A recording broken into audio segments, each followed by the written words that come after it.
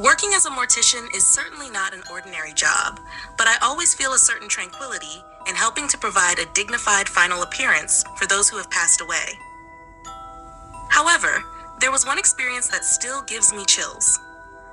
At that time, I was assigned to prepare a young woman who had died in a tragic accident.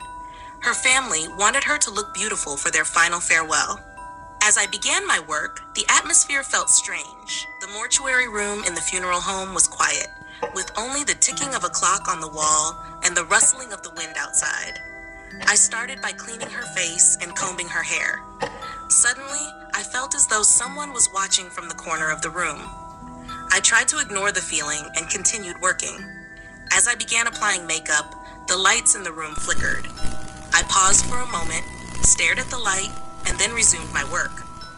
When I started applying lipstick, I felt a cold breeze on my neck, as if someone was whispering.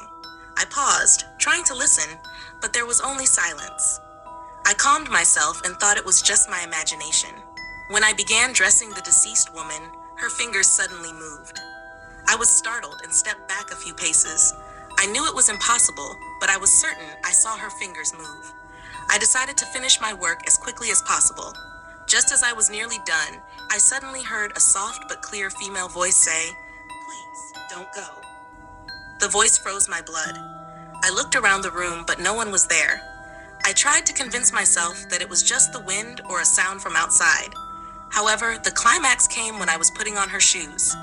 Suddenly, the head of the corpse moved slightly, her eyes opened, and I looked directly into her eyeballs. Eyes that should no longer see were staring directly at me. I screamed and fell backward. Some funeral home staff heard my scream and rushed in. When they arrived, the woman's eyes were closed again, and everything looked normal. They tried to calm me, saying that I might have been too tired or stressed, but I knew what I saw and felt. Since that day, I always feel uneasy while working. Whenever I'm in the mortuary room, I feel as though someone is watching me. That experience continues to haunt my nights, and I always wonder if there's truly someone trying to communicate from another world, or if it's just wild imagination in my head.